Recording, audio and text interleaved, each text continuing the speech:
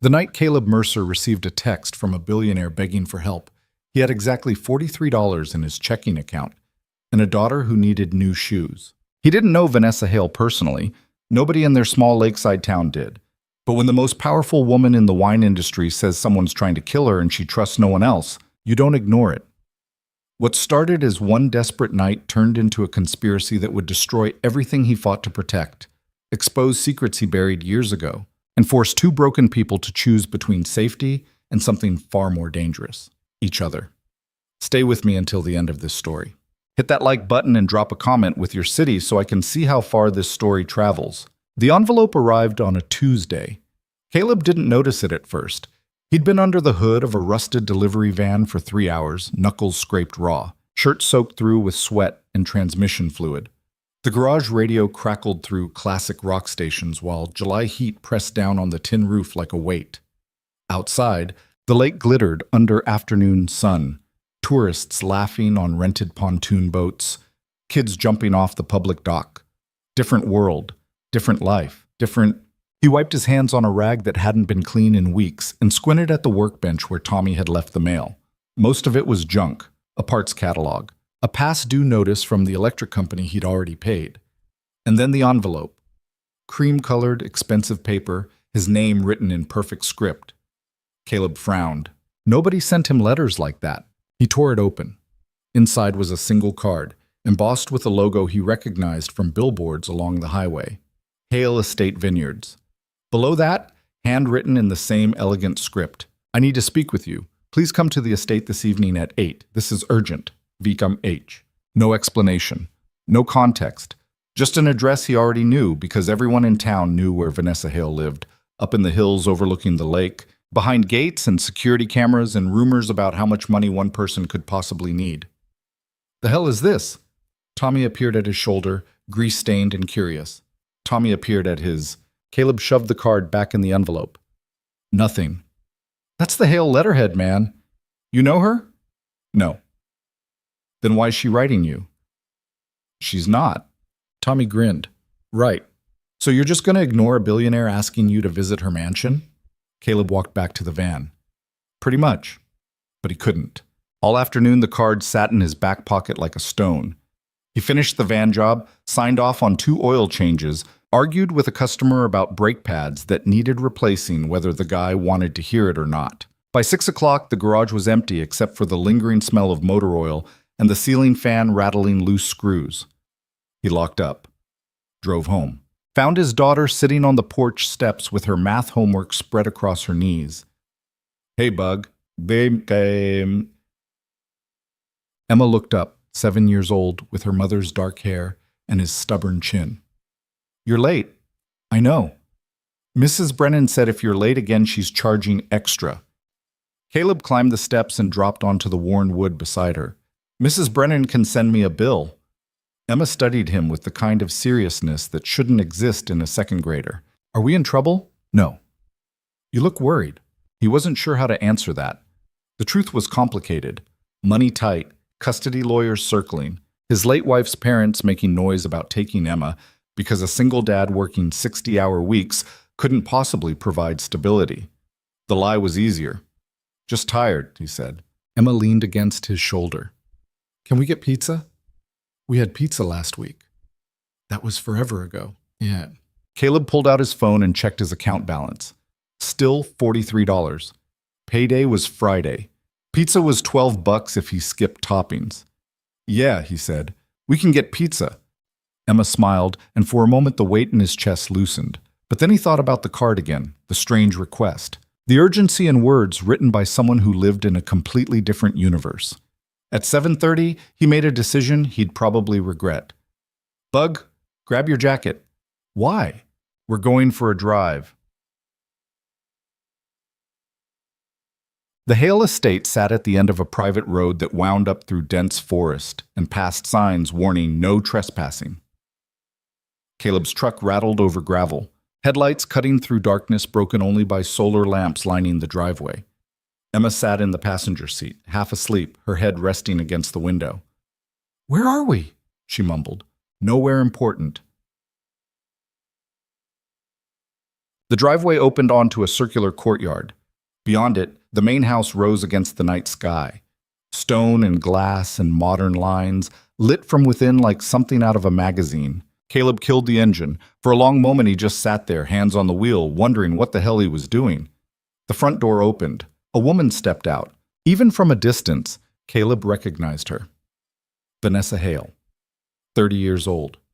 CEO of an empire built on wine, luxury hotels, and investments most people couldn't pronounce. She wore dark jeans and a white blouse, hair pulled back, no makeup that he could see. Simpler than the photos. More real. She walked toward the truck, stopped a few feet away. Caleb rolled down the window. Mr. Mercer?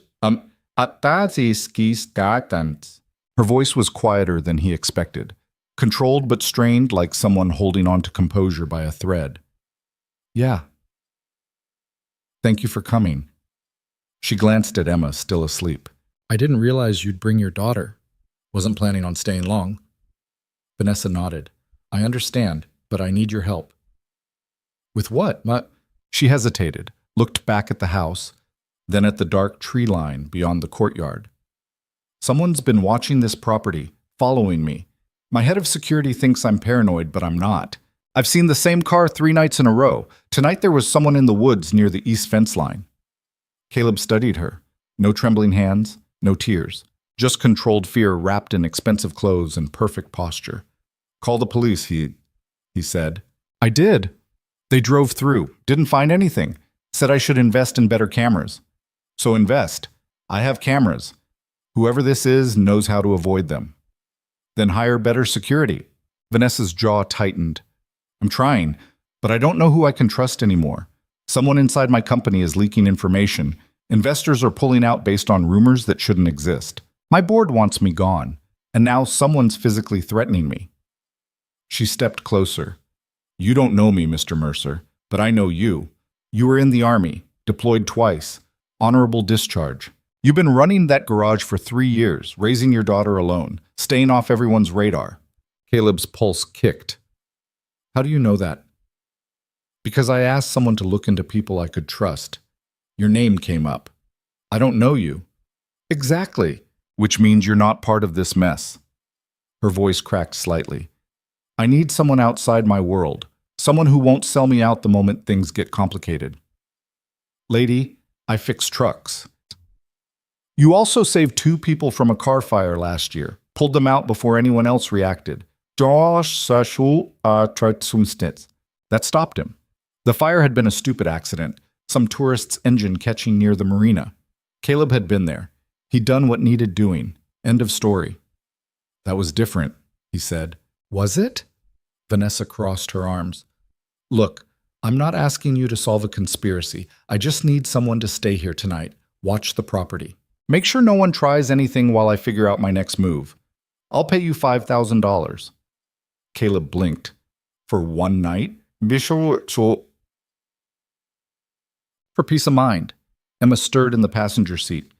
Caleb glanced at her, then back at Vanessa. $5,000 would cover the lawyer retainer. Would buy time. Would mean he didn't have to choose between electricity and groceries next month. I can't leave my daughter in the truck all night, he said. There's a guest house. She can sleep there. I'll make sure she's comfortable. Caleb's instinct screamed this was a bad idea. Rich people didn't just hand out money for nothing. There was always a catch, always something beneath the surface. But Emma needed shoes, and the lawyer needed paying, and $5,000 was $5,000. 1 night, he said. Vanessa exhaled. 1 night to go. The guest house was nicer than Caleb's entire apartment. Hardwood floors, soft lighting, a bed bigger than anything Emma had ever slept in. She woke up long enough to brush her teeth and ask why they were in a fancy house, and Caleb told her it was just a job, nothing to worry about, go to sleep. She did. Kids had that ability, to trust and let go. Caleb envied it. He walked back to the main house, found Vanessa in the kitchen, staring at a laptop screen, fingers tight around a coffee mug. She settled? Vanessa asked. Yeah. Good. She closed the laptop. I've got security footage queued up from the last week. You can see the pattern if you know what to look for. But Caleb sat across from her. Show me. Tersh saw but she did. Pulled up clips, grainy night vision, timestamps in the corner. A black SUV idling at the bottom of the driveway. Same vehicle, 3 different nights. No plates visible. Driver never got out. Could be anyone, Caleb said. Now watch this. She switched to another camera. East fence line, 2 nights ago. A figure moving through the trees just beyond the property boundary. Too far for detail, but deliberate. Methodical. That's not a hiker, Caleb said. No, it's not. You recognize the movement? Vanessa shook her head. Should I? They're scouting, watching for patterns, security rotations, blind spots. How do you know that? So, Caleb didn't answer. He watched the figure disappear into the trees and felt something cold settle in his chest. A familiarity he hadn't touched in years. You did more than fix trucks in the army, Vanessa said quietly. That was a long time ago. But you remember. He did. More than he wanted to. Vanessa poured herself more coffee. Her hands shook slightly. I built this company from nothing. My father left me debt and a failing vineyard. I turned it into something real, something that mattered. And now someone's trying to take it away. Why? Because powerful people don't like being told no. She set the mug down. 6 months ago, I refused to sell to a development group. They wanted to tear down the vineyard and build condos. I said no. Since then, everything's fallen apart. Investors vanishing, employees quitting, rumors about financial instability. And now this. She gestured at the laptop. Someone wants me scared enough to sell. Caleb leaned back. And you think staying 1 night is going to fix that? No, but it'll give me time to think without wondering if someone's going to break in while I sleep. You have security. I fired them. Why? Because someone told them to let a reporter onto the property last week. Someone I didn't authorize, which means someone inside my company is working against me. She met his eyes. You're the only person I've talked to in 3 days who doesn't have a reason to destroy me. Caleb wanted to argue, wanted to say she was wrong, that he was nobody, that this wasn't his problem. But the way she looked at him, exhausted and desperate and trying so damn hard not to show it, reminded him of himself 3 years ago, standing in a hospital room, holding a newborn daughter and a death certificate. 1 night, he said again. Vanessa nodded. 1 night. Midnight came quiet. Caleb walked the property perimeter, boots crunching gravel, flashlight cutting through shadows. The estate sprawled over 30 acres, main house, guest house, wine production facility, storage barns. Too much ground for one person to cover. But he wasn't looking for perfect security. He was looking for patterns. The east fence line, the blind spot near the service road, the tree line where the figure had been spotted. He found fresh footprints in the mud near the fence. Boot tread, size 11, maybe 12. Deliberate stride, no hesitation. Whoever it was had stood here for a while, watching the house. Caleb crouched, ran his fingers over the indentations, pressed deeper than casual walking. Someone carrying weight, gear maybe, or just someone heavy. A branch snapped behind him. Caleb spun, flashlight up, hand instinctively reaching for a sidearm that hadn't been there in years. Nothing. Just wind and darkness. He exhaled, forced his pulse to slow. Then he saw it. A shadow moving between the trees, 30 yards out. Caleb killed the flashlight, let his eyes adjust. The shadow stopped, waited. They were watching each other. For 10 seconds, neither moved. Then the shadow turned and disappeared into the forest. Caleb didn't chase. Chasing in the dark was stupid. Instead, he marked the spot mentally, turned, and walked back toward the house. Kept his pace steady. Didn't look back.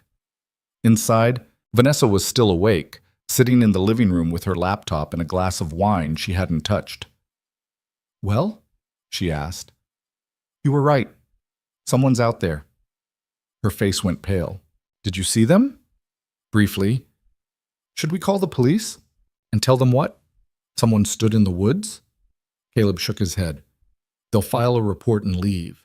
Whoever this is will just wait until tomorrow. Vanessa set the laptop aside. So what do we do? You sleep. I'll watch the cameras. You don't have to do that. I'm being paid to do exactly that. She studied him for a long moment. Why did you really come here? You offered money. That's not the whole reason. Hey, Caleb looked away. My daughter needs shoes, and my in-laws want to take her away from me because they think I'm not stable enough. So yeah, I need the money. Vanessa's expression softened. I'm sorry. Don't be. Just go to sleep. She didn't move. Can I ask you something? Sure. Do you regret it? The army, whatever you did. Caleb's jaw tightened. Every day. Then why did you agree to help me? He didn't have a good answer, or maybe he did, and it was too complicated to explain, that sometimes you help people because no one helped you when you needed it. That sometimes desperation makes you do things logic says are stupid. Because you asked, he said finally. Vanessa nodded slowly. Thank you. She stood, walked toward the stairs, paused at the bottom. Caleb? He looked up. If something happens tonight, if they come back, don't try to be a hero. Just wake me up and we'll leave. Noted. I mean it. I'm not worth dying for. Caleb didn't respond. But as she disappeared upstairs, he thought about Emma asleep in the guest house, about the footprints in the mud, about the shadow watching from the trees. And he thought that if someone tried to hurt Vanessa tonight, hero or not, they were going to have a problem. 3 a.m. came with silence. Caleb sat in the security office, monitors glowing, coffee going cold in a chipped mug. 12 camera feeds. Nothing moving except wind-blown branches and a fox crossing the driveway. His eyes burned. His back ached. He was too old for this. Then the east fence camera flickered, just for a second. A black screen, then back. Caleb leaned forward, watched, waited. Another flicker, longer this time. Someone was cutting the feed. He grabbed his phone, dialed Vanessa. She answered on the second ring, voice thick with sleep. What's wrong? Someone's tampering with the cameras, east side. Should I call? No. Stay inside, lock your door. He hung up, grabbed the flashlight and headed out. The night air hit cold. Caleb moved fast, cutting across the lawn toward the east fence line. His breath came steady, controlled. Muscle memory kicking in despite the years. The fence came into view, and beyond it, a figure, this time closer. They wore dark clothes, a hood, gloves, professional. Caleb stopped 10 feet from the fence, clicked on the flashlight. The figure froze. You're trespassing, Caleb said. No response. I've already called the police. You've got about 5 minutes before they show up. A lie, but a good one. The figure tilted their head, studied him, then turned and walked away. Not running, not panicking, just walking, like they had all the time in the world. Caleb watched them disappear, felt his pulse hammering. This wasn't random. This was a message. We know you're here. We're not afraid. He turned back toward the house, found Vanessa standing on the porch, arms wrapped around herself. What happened? She asked. They're gone. For now. Yeah, for now. Vanessa descended the steps, stood close enough that Caleb could see the fear she'd been hiding all night. This doesn't stop, does it? She said. No, probably not. Then what do I do? Caleb thought about Emma, about the lawyer, about $43 and a life built on barely holding on. You fight, he said, or you run. Those are the options. I'm tired of fighting. Then run. I can't. Her voice cracked. This is all I have. Caleb looked at her, really looked. Not the billionaire, not the CEO, just a woman standing in the dark, alone, scared, trying not to fall apart. Then you keep fighting, he said, and you find people who'll fight with you. Vanessa's eyes glistened. I don't have people. You have me, at least for tonight. She laughed, soft, broken. That's more than I had yesterday. They stood there in the cold, not speaking, just existing in the same impossible moment. Then Vanessa said something that changed everything. What if I hired you? Not just for tonight, for real. Security, logistics, whatever you want to call it. I'll pay you enough to tell those lawyers to go to hell.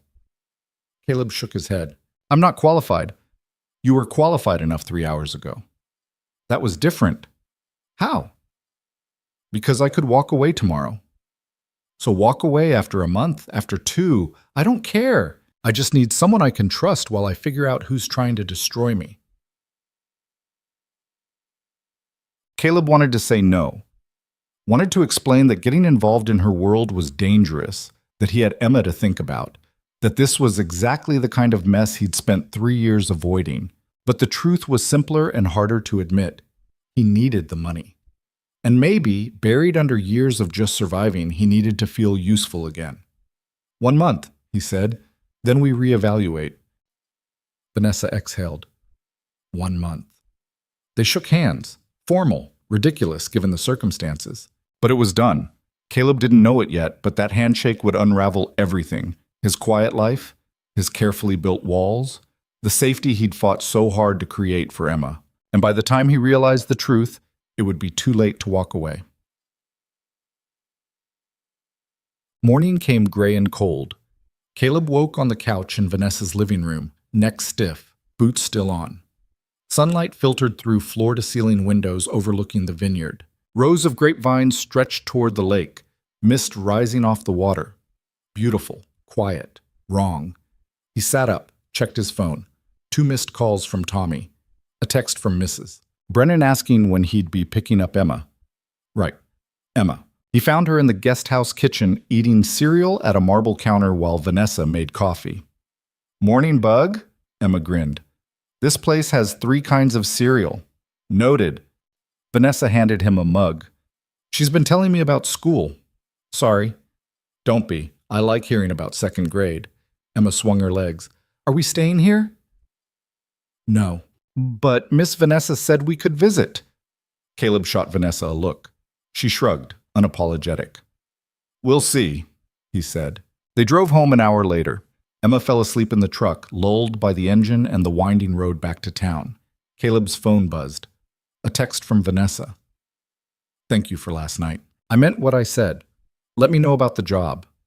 He didn't respond. Not yet. At home, he carried Emma inside, tucked her into her actual bed, and stood in the doorway watching her sleep. 7 years old. The only good thing he'd ever been part of creating. His phone buzzed again. Different number this time. Mr. Mercer, this is Diane Fletcher representing the Lawson family.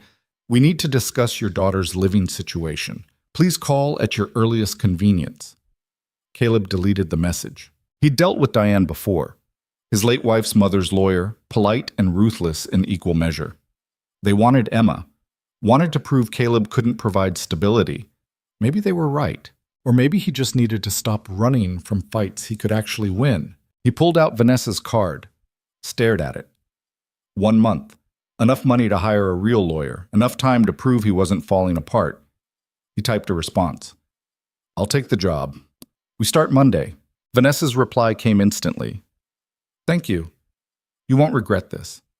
Caleb set the phone down, looked at Emma sleeping peacefully, and thought that regret wasn't the problem. The problem was what came after. Monday morning arrived with rain.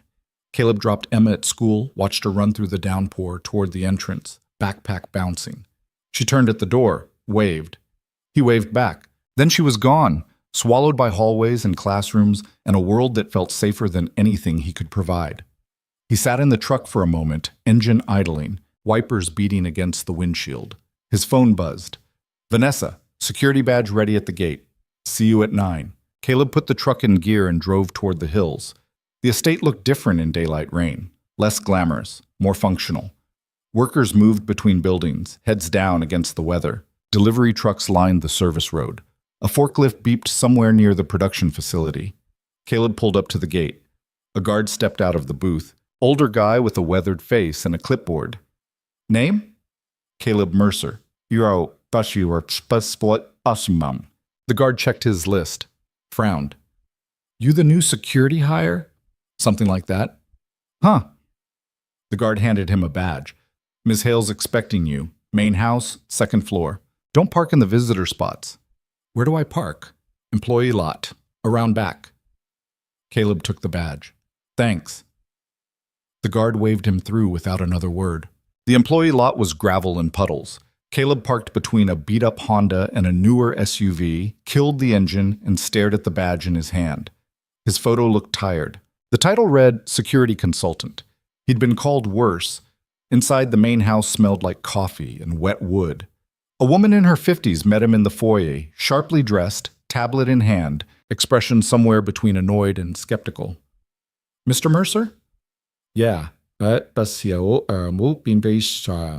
I'm Patricia Green, Ms. Hale's executive assistant.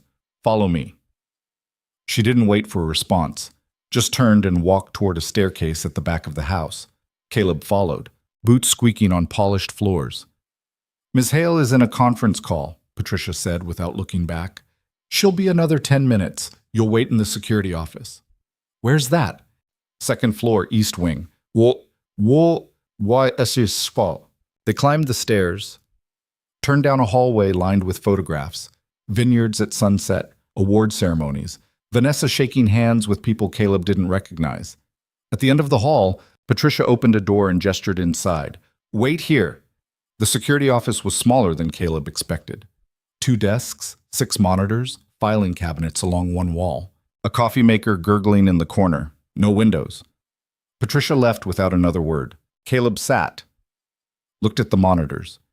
Same camera feeds from Friday night, cycling through views of the property. Everything quiet, everything normal. Except it wasn't. He could feel it, the tension beneath the surface, the way Patricia had looked at him like he was an intruder. The way the guard at the gate had frowned at his name.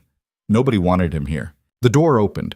Vanessa stepped in, hair damp from the rain, blazer wrinkled, phone in one hand. "Sorry," she said.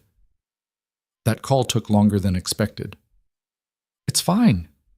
She sat across from him, set the phone down, exhaled like she'd been holding her breath all morning. "How was the drive?" "Wet." "Right, stupid question." She rubbed her temples. "Okay, let's start with what you need to know. This estate employs 43 people full-time, another 20 contract workers during harvest season. Most of them have been here for years. I trust them. Or I thought I did. And now, Now, I don't know who's feeding information to my competitors, or to whoever's trying to force me out." Caleb leaned forward. "Walk me through what's happened. Everything, not just the stalking." Vanessa pulled out her phone, opened a folder, started scrolling. 3 months ago, an investor pulled out of a hotel expansion project. No warning, just a call saying they were reallocating funds. 2 weeks later, another investor did the same thing. Then a third. All within a month. Did they give reasons? Vague ones, market instability, risk assessment, nothing concrete. But you think someone convinced them? I know someone did, because last month, a reporter contacted me asking about financial irregularities in my company. Specific questions about offshore accounts and tax shelters I don't have. Caleb frowned. Someone planted a story. Exactly. And when I tried to trace where the reporter got the information, the trail went cold. Anonymous tip. Untraceable. What about your board? Vanessa's jaw tightened. Half of them want me to step down. Temporarily, they say. Just until things stabilize. But I know what that means. Once I'm out, I'm not getting back in. Who's leading that push? A man named Victor Lang. He's been on my board for 5 years. Used to be supportive. Now he's convinced I'm a liability. Caleb made a mental note. Anyone else? My former fiancé. That stopped him. The guy from Friday? Adrian Knox. We were engaged 2 years ago. I broke it off when I realized he cared more about my company than he did about me. He didn't take it well. How bad? Vanessa looked away. Bad enough that I had to get a restraining order. He violated it twice. After the second time, he finally backed off. Or so I thought. You think he's involved in this? I don't know, but he's been trying to buy shares in my company for the past year. Small amounts, quiet transactions. He's building a stake. Caleb sat back. So you've got a hostile board, an ex who won't let go, investors vanishing, and someone physically stalking your property. That about covers it. And you hired me because I fix trucks. Vanessa almost smiled. I hired you because you're the only person who doesn't have a reason to lie to me. Yet, she agreed. The door opened. Patricia appeared, tablet in hand, expression still sharp. Ms. Hale, you have a call with the legal team in 5 minutes. I'll take it in my office, and Mr. Lang is here to see you. Vanessa's face went carefully blank. Tell him I'm busy. He's insisting. I don't care. Tell him to schedule an appointment. Patricia hesitated. He says it's about the board vote. Vanessa stood. Fine. Conference room. 5 minutes. And I want Caleb there. Ms. Hale. 5 minutes, Patricia. The assistant left, clearly unhappy. Vanessa turned to Caleb. You're about to meet the man who wants me gone. Should I say anything? Just watch. And if he tries anything, step in. Tries what? You'll know.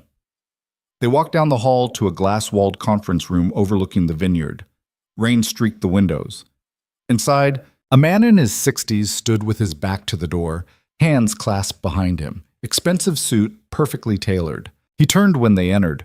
Victor Lang was tall, silver-haired, and carried himself like someone used to being the smartest person in the room. He smiled when he saw Vanessa, but it didn't reach his eyes. Vanessa, thank you for seeing me. Victor, you have 3 minutes. Always direct. He glanced at Caleb. And who's this? Security consultant. Victor raised an eyebrow.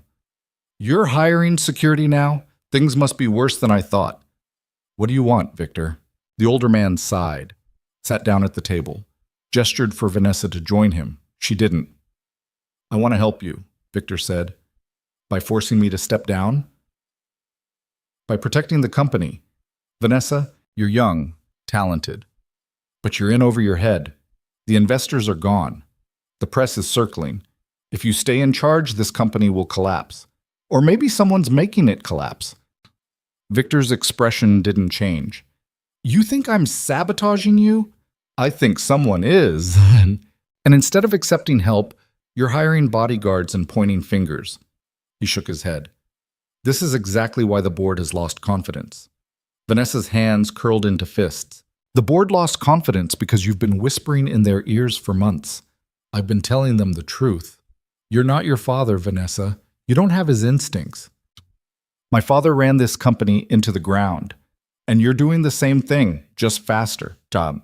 Caleb watched the exchange, saw the way Victor leaned back, relaxed, confident. Saw the way Vanessa held herself rigid, barely controlling her anger. If that's all you came to say, Vanessa said quietly, you can leave. Victor stood. The board meets next week. They're voting on your future. I suggest you spend the time between now and then reconsidering your position. I'm not stepping down. Then you'll be removed. He walked toward the door, paused next to Caleb. Good luck, Victor said. You're going to need it. Then he was gone. Vanessa stood frozen, breathing hard. You okay? Caleb asked. No. Want me to follow him? See where he goes? What's the point? He'll just go back to scheming with the rest of them. Caleb watched her, saw the cracks forming, the exhaustion she couldn't hide anymore. You need to eat something, he said. Vanessa blinked. What? When's the last time you ate? I don't know. Yesterday? Come on. He walked toward the door. Vanessa didn't move. Where are we going? Kitchen. You're going to eat. Then we're going to figure out how to stop Victor from stealing your company. Just like that? Just like that. For a moment, Vanessa looked like she might argue. Then something in her expression shifted, softened. Okay, she said. They went to the kitchen.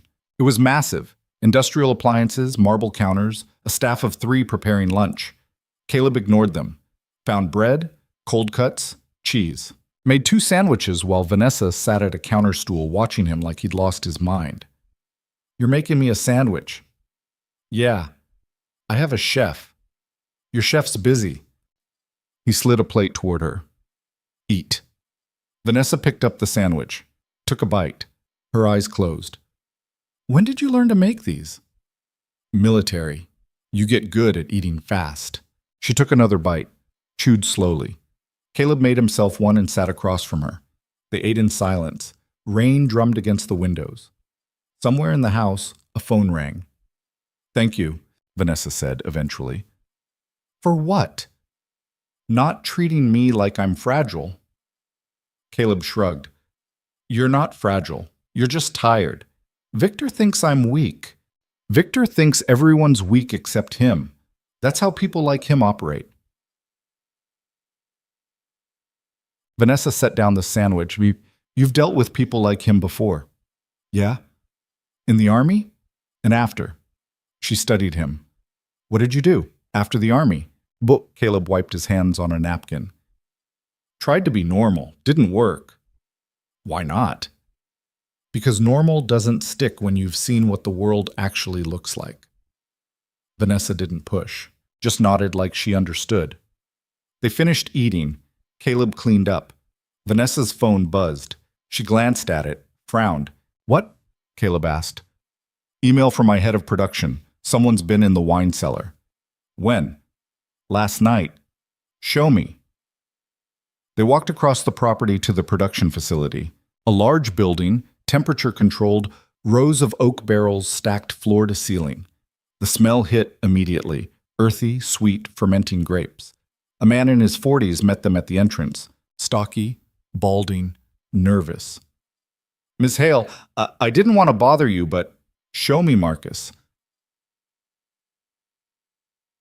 Marcus led them inside, down a hallway, through a heavy door into the cellar proper. The temperature dropped. Caleb's breath misted. "There," Marcus said, pointing. 3 barrels near the back. Someone had spray-painted a message across them in red. "Sell or burn?" "Burn." Vanessa went pale. Caleb stepped closer. The paint was fresh, still tacky. He touched the edge with his finger, pulled back. "Who has access to this room?" he asked. Marcus shifted. "Everyone on staff. We use key cards." "Check the logs. See who came in last night." "Already did. Nobody. The system shows the door locked all night." Caleb looked at Vanessa.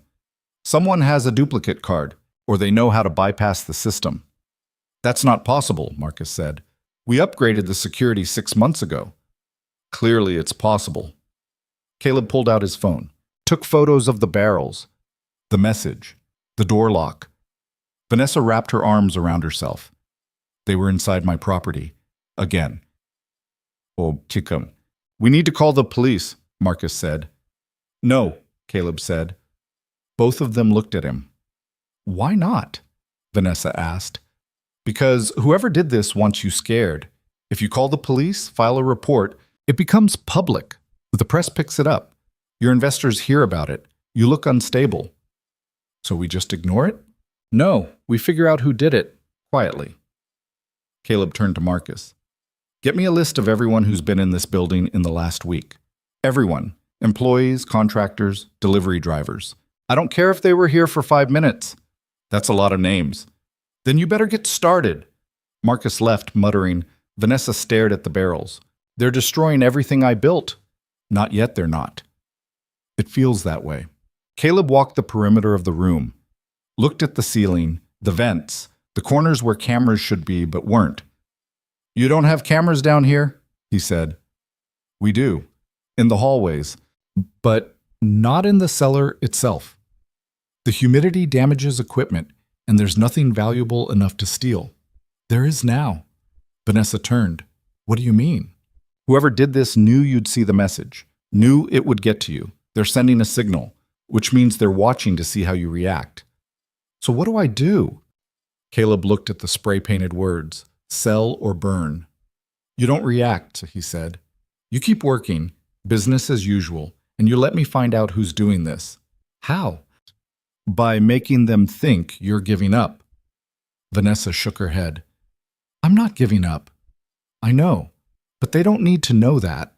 She considered this. "You want me to play weak. I want you to play smart. Let them think they're winning. People get sloppy when they think they've already won." Vanessa walked to the barrels, ran her fingers over the painted message. "My father used to say wine is about patience, waiting for the right moment." Sounds like he knew what he was talking about. He died waiting for the right moment. The vineyard was bankrupt. He never got to see what it became. But you did, Caleb said. You turned it into something real, and you're not losing it to whoever's doing this. Vanessa looked at him. You sound very sure. I am. Why? Caleb thought about Emma, about the lawyer, about the years he'd spent just surviving, letting life happen to him instead of fighting back. Because I'm tired of watching good people lose, he said. Vanessa held his gaze. Something passed between them. Not words, not promises, just an understanding that they were both standing on the edge of something that could go very wrong very fast. Okay, she said. What's the plan? First, we clean this up. Make it look like you're panicking. Fire someone, publicly. Make noise. Fire who? Someone you trust. Someone who'll understand it's temporary. Vanessa thought. Patricia. Your assistant? She's been with me for 10 years. She'll hate it. But she'll do it if I ask. Good. Fire her tomorrow. Make it loud. Make it look like you're losing control. And then?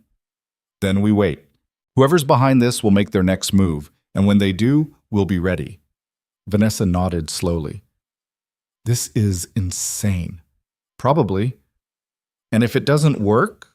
Caleb didn't answer. Because the truth was, he didn't know. He was making this up as he went, running on instinct and desperation, and a stubborn refusal to let someone else's cruelty win. But he couldn't tell her that, so instead he said, "It'll work," and hoped he wasn't lying. They left the cellar, locked the door behind them. Outside, rain had stopped. Clouds broke apart, letting through slices of weak sunlight. Vanessa's phone buzzed. She looked at it, went very still. What? Caleb asked. She turned the screen toward him. A photo, taken from outside the estate, through the fence. Vanessa and Caleb walking toward the production facility. Below it, a message. New boyfriend won't save you. Caleb's pulse kicked. When did you get this? Just now, unknown number. He grabbed the phone, studied the photo, the angle, the distance. They're still here, he said. What? Whoever took this is still on the property, or just left. He handed back the phone. Call your gate guard. Tell him nobody leaves until I get there. Caleb, do it, now. Vanessa made the call. Caleb ran. He sprinted across the property, past workers unloading crates, past the main house, toward the front gate. His lungs burned.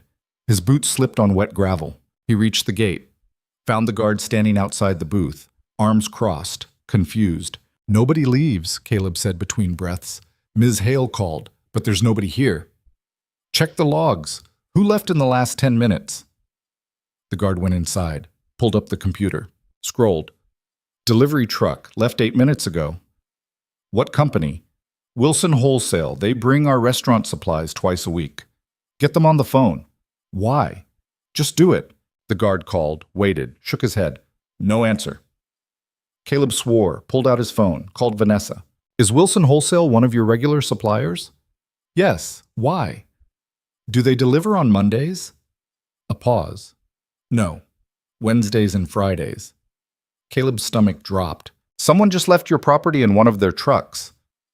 That's impossible. We didn't have a delivery scheduled. I know. He hung up, turned to the guard.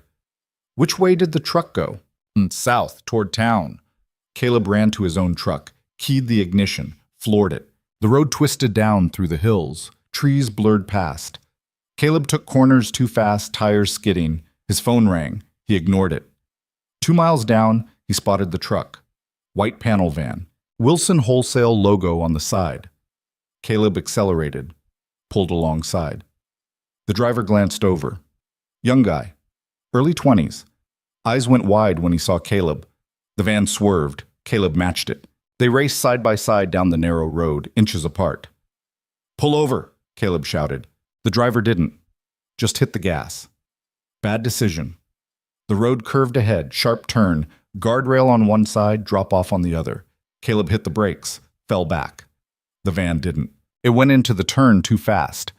Tires screamed. The vehicle fishtailed, overcorrected, and smashed into the guardrail. Metal shrieked. The van spun, stopped. Caleb pulled over, jumped out. The driver stumbled from the van, bleeding from a cut on his forehead, dazed. Caleb grabbed him, slammed him against the side of the vehicle. Who sent you? I don't. Who sent you to Vanessa Hale's property? The driver's eyes darted. I was just supposed to take pictures. That's all. Pictures of what? Her, the property. I don't know. They paid me $500. Who's they? I don't know his name, some guy. Met him at a bar. He said it was for a news story. Caleb tightened his grip. What else did he tell you, Potso? Nothing, I swear. Just take pictures and send them to a number. What number? I deleted it. I swear I deleted it after I sent the photos. Caleb let him go. The driver slumped against the van, shaking. Sirens wailed in the distance. Someone had called the police. Caleb stepped back, looked at the driver. When the cops get here, you tell them everything you just told me. Understand? The driver nodded, terrified. And if you're lying, I'll find you again. I'm not lying. Caleb believed him. The kid was just a pawn, disposable, someone's errand boy, which meant whoever was really behind this was still out there, still watching, still winning. The police arrived, took statements.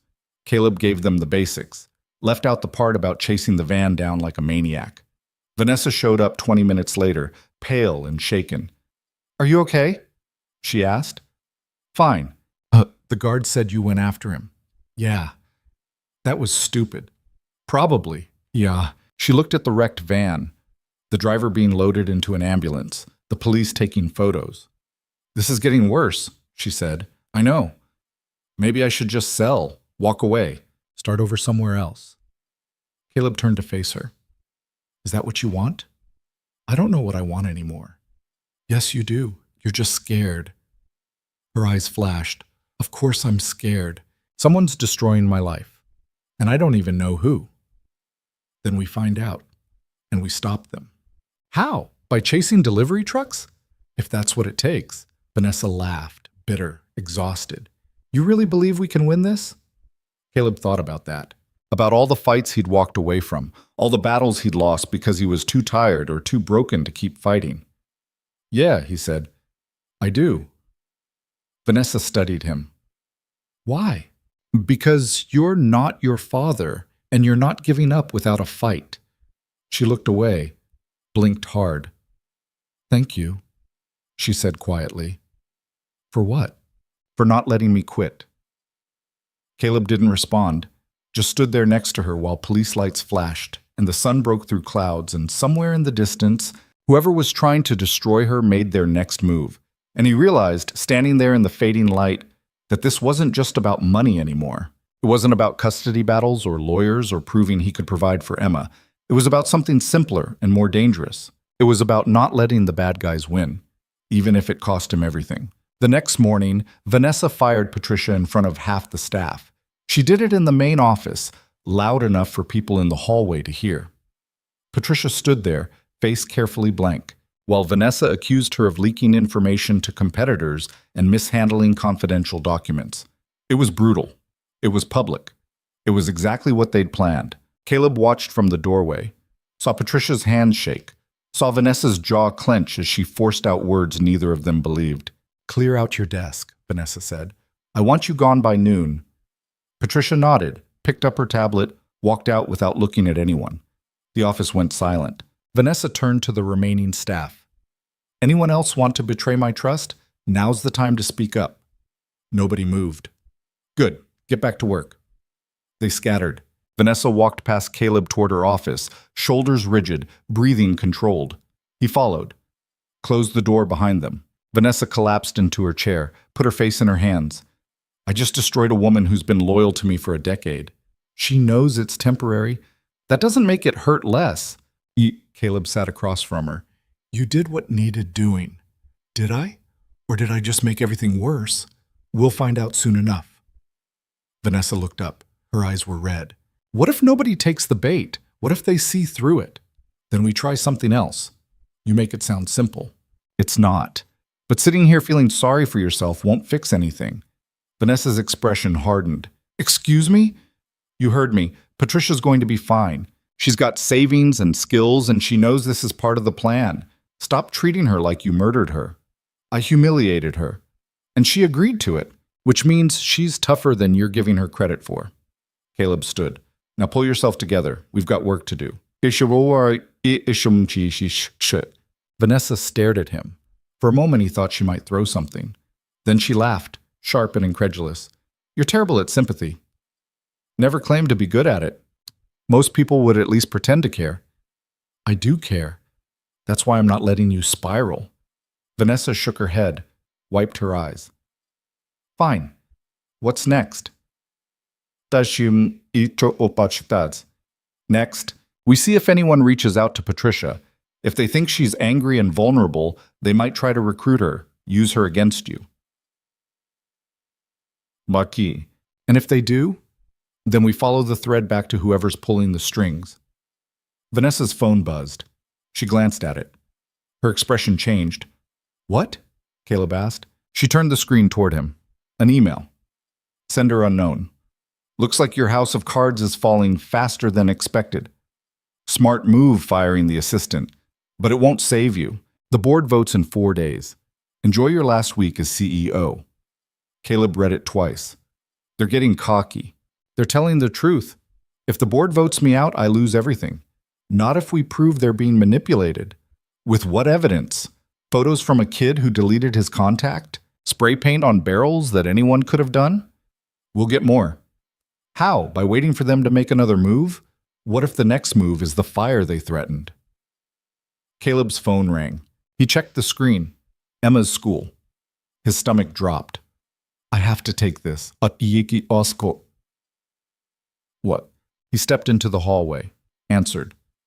Mr. Mercer? This is Principal Dawson. We need you to come pick up Emma. Why? What happened? There was an incident. She's fine physically. But what kind of incident? Another student said something upsetting. Emma responded by pushing her. We have a zero-tolerance policy for physical altercations. Caleb closed his eyes. I'll be there in 20 minutes. He hung up, walked back into Vanessa's office. I have to go. What's wrong? Emma got in a fight at school. Vanessa stood. Is she okay? I don't know. I have to go. Do you need... I'm fine. Just keep your head down until I get back. He left before she could argue. The drive to Emma's school felt longer than it was. Caleb's mind raced. Emma didn't get in fights. She was quiet, careful, the kind of kid teachers forgot about because she never caused problems, which meant something bad had happened. He found her sitting outside the principal's office, knees pulled to her chest, face streaked with dried tears. When she saw him, she ran. Caleb caught her, held her. Hey, Bug. It's okay. I didn't mean to push her. I know. She said you were a bad dad. She said her mom heard you were going to lose me because you can't take care of me. Caleb went very still. Who said that? Madison. Her mom knows your wife's mom. Of course she did. Because Diane Fletcher and her clients couldn't just file legal motions like normal people. They had to spread poison through the community. Make sure everyone knew Caleb Mercer was failing his daughter. Principal Dawson appeared in the doorway. Mid-50s, tired eyes, the look of someone who'd mediated too many conflicts. Mr. Mercer, can we talk? Caleb stood, Emma still clinging to him. What happened? Emma pushed another student. The other student fell and scraped her knee. It's minor, but our policy is clear. What did the other student say to her? Dawson hesitated. That's not relevant to... It's completely relevant. My daughter doesn't just attack people. Mr. Mercer, I understand you're upset, but did you even ask what was said? Or did you just see Emma push someone and decide she was the problem? Dawson's expression tightened. We spoke to both students. Madison claims Emma started the confrontation. And you believe her? I believe we have rules. Emma broke them. She's suspended for 2 days. Caleb felt Emma tense against him. You're suspending a 7-year-old for defending herself? I'm suspending a student for physical violence. I'm suspending... If you have a problem with that, you can file an appeal. I'll do more than file an appeal. Mr. Mercer, we're done here. He picked up Emma and walked out. In the truck, Emma cried quietly. Caleb drove home, hands tight on the wheel, mind churning through anger and frustration and the sick realization that this was exactly what Diane wanted. More ammunition, more proof that Caleb couldn't provide stability. At home, he made Emma lunch. She didn't eat it, just sat at the table, staring at her plate. "I'm sorry, Dad. Don't apologize. But I got suspended. Because you stood up for yourself. That's not something to be sorry about. Madison said you're going to lose me." Caleb sat down next to her. "That's not happening." "How do you know?" Because he didn't. Because the lawyer had been clear that the custody case was weak, that his in-laws had money and influence, and a very convincing argument that a single dad working long hours couldn't provide what Emma needed. But he couldn't tell her that. "Because you're mine," he said. "And I don't lose the people I love." Emma looked at him with eyes too old for 7. "Do you promise?" "I promise." She leaned against him. Caleb held her and thought about Vanessa's board vote, about spray-painted barrels and anonymous emails, and a conspiracy that was destroying someone else's life while his own fell apart. His phone buzzed. "Vanessa, are you okay?" He typed back. "Fine. Dealing with family stuff. Do you need to take time off?" "No." "Caleb, I said I'm fine." He set the phone down, looked at Emma. "Want to watch a movie?" She nodded. They spent the afternoon on the couch. Emma fell asleep halfway through. Caleb stayed awake, mind racing, until his phone rang again. Different number this time. He answered. "Mr. Mercer, this is Diane Fletcher." Caleb's jaw clenched. "What do you want?" "I heard about the incident at school. I'm sorry Emma's going through this." "No, you're not." "Excuse me?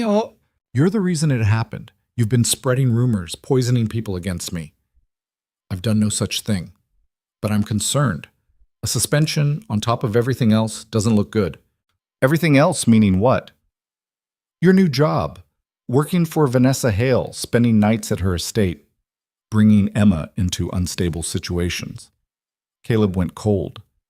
"How do you know about that?" "It's a small town, Mr. Mercer. People talk. And what they're saying is that you're more interested in chasing after a billionaire than taking care of your daughter." "That's not true." "Isn't it? You left her with a babysitter to spend the night at that estate. You've been working there instead of focusing on her needs. And now she's getting into fights at school because she's stressed and acting out. She's stressed because you're trying to take her away from me, so we're trying to give her stability, something you clearly can't provide." Diane's voice softened, false sympathy dripping through. "I'm not the enemy here. I'm trying to help." "By destroying my life?" "By protecting a child who deserves better than a father too distracted to notice she's falling apart." Caleb hung up, threw the phone across the room. Emma stirred. "Dad? It's okay, Bug. Go back to sleep." She did. Caleb sat there, shaking with rage, until the sun went down and the house went dark. His phone buzzed again. He retrieved it from where it had landed near the couch. "Vanessa, something's happening. I need you here." He looked at Emma. Asleep. Safe. For now. Then he called Mrs. Brennan. "I need you to watch Emma tonight. It's 8 o'clock. I know. I'll pay double." A pause. "Is everything okay?" "No, but I'm trying to fix it. I'll be there in 10 minutes. She was. Caleb waited until Emma was settled, then drove back to the estate. He found Vanessa in the security office, staring at the monitors, face pale. "What happened?" She pointed at the screen. "Someone tried to break into the wine cellar again. Same person, I think. But this time the cameras caught him." Caleb looked at the monitor. Grainy footage showed a figure in dark clothes, hood up, approaching the cellar door. They tried the keycard reader, failed, pulled out a tool, started working on the lock. Then they stopped, looked directly at the camera, and smiled. "He knows we're watching," Vanessa said. The figure raised one hand, made a gun gesture, pointed it at the camera, then walked away. Caleb's pulse kicked.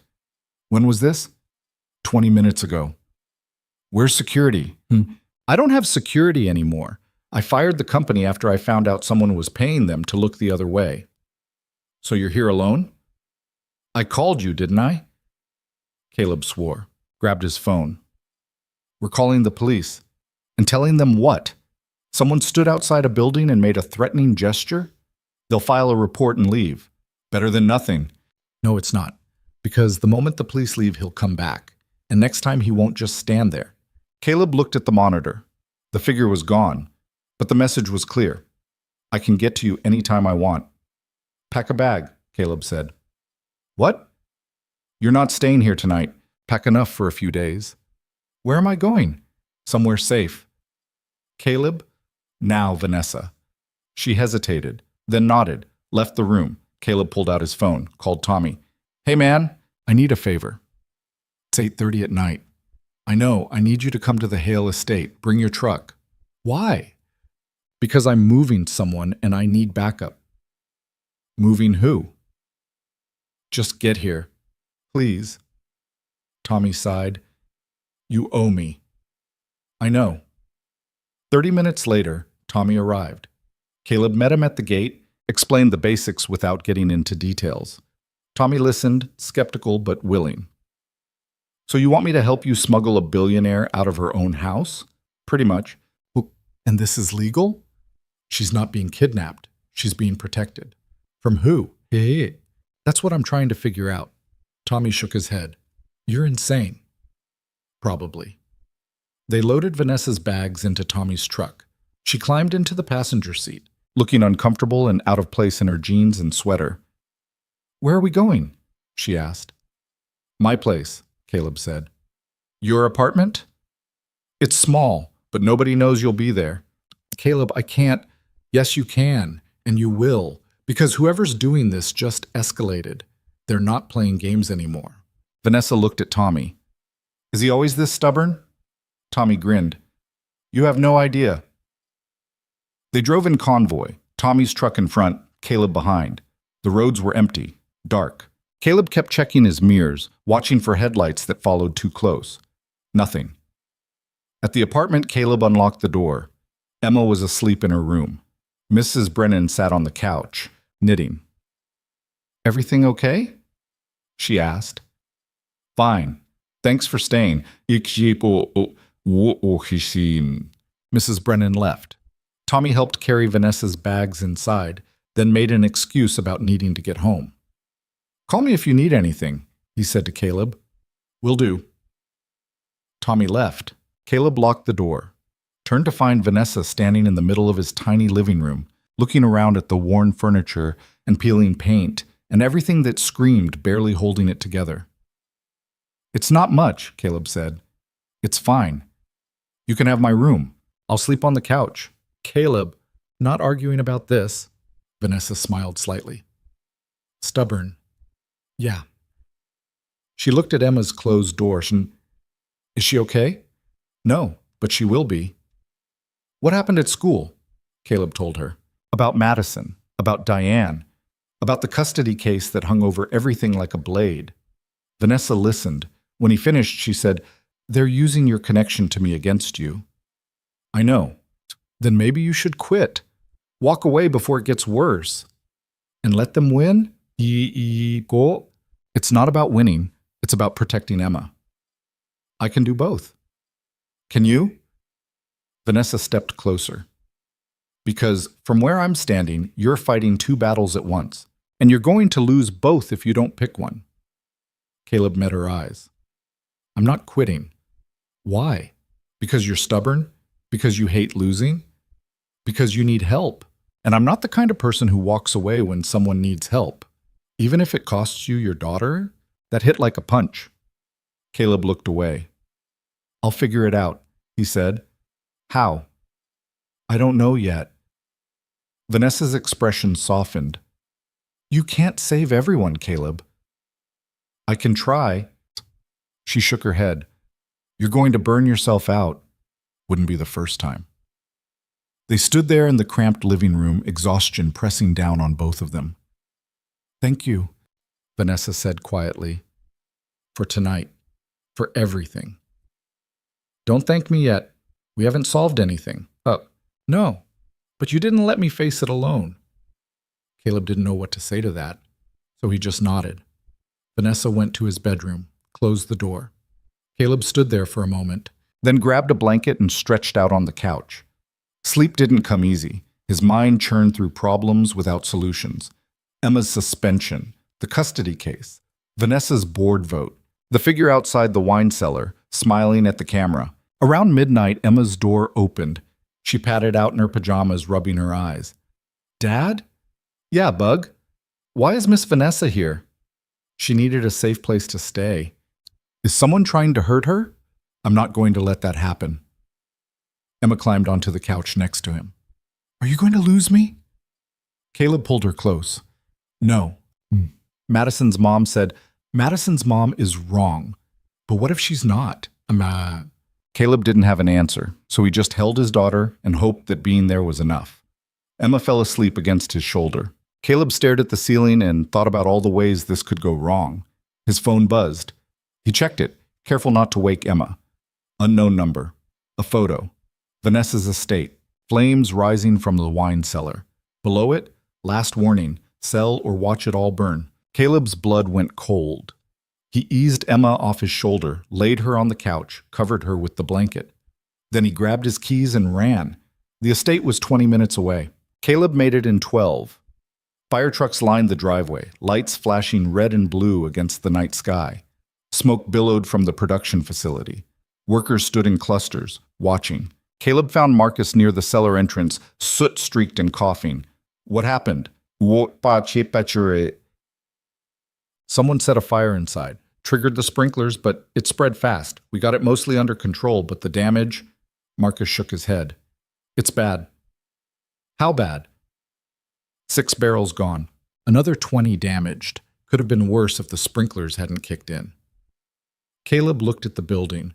Smoke still rising, firefighters dragging hoses. "Anyone hurt?" "No." Building was empty. "Security footage?" "Gone. The whole system crashed right before the fire started." Of course it did. Caleb pulled out his phone, called Vanessa. She answered immediately. "What's wrong?" "Don't come back to the estate tonight." "Why?" "Because someone just set your wine cellar on fire." Silence. Then, "I'm on my way." "Vanessa, I'm coming. Don't try to stop me." She hung up. Caleb swore. Walked toward the cellar. A firefighter stopped him. "Can't go in there. I work here. Don't care. Building's not secure." Caleb backed off. Watched the smoke. Thought about the message. Sell or watch it all burn. They weren't threatening anymore. They were following through, which meant this was about to get a lot worse. Vanessa arrived 30 minutes later, Tommy driving her. She climbed out of the truck, stared at the smoking building, and went very still. "How much did we lose?" she asked. Marcus said 6 barrels destroyed, 20 damaged. "That's $500,000. "I know." "And the footage?" "Gone." Vanessa turned to him. Her face was pale, but her voice was steady. "This is Adrian. I know it is." "You don't know that. Who else would do this? Who else hates me enough to destroy everything I built?" "Vanessa, I'm going to his house right now, and I'm going to make him admit it." "That's a terrible idea." "I don't care." She started toward Tommy's truck. Caleb grabbed her arm. "Stop. Think. I'm done thinking. I'm done being scared. I'm done letting him win." "And what happens when you show up at his house accusing him of arson? You think he's going to confess? You think the police will arrest him based on your hunch?" "I'll make him confess." "How? By yelling at him? By hitting him?" "That's what he wants. He wants you out of control, unstable. Because the moment you snap, you prove everyone right who says you can't run this company." Vanessa jerked her arm free. "Then what do I do?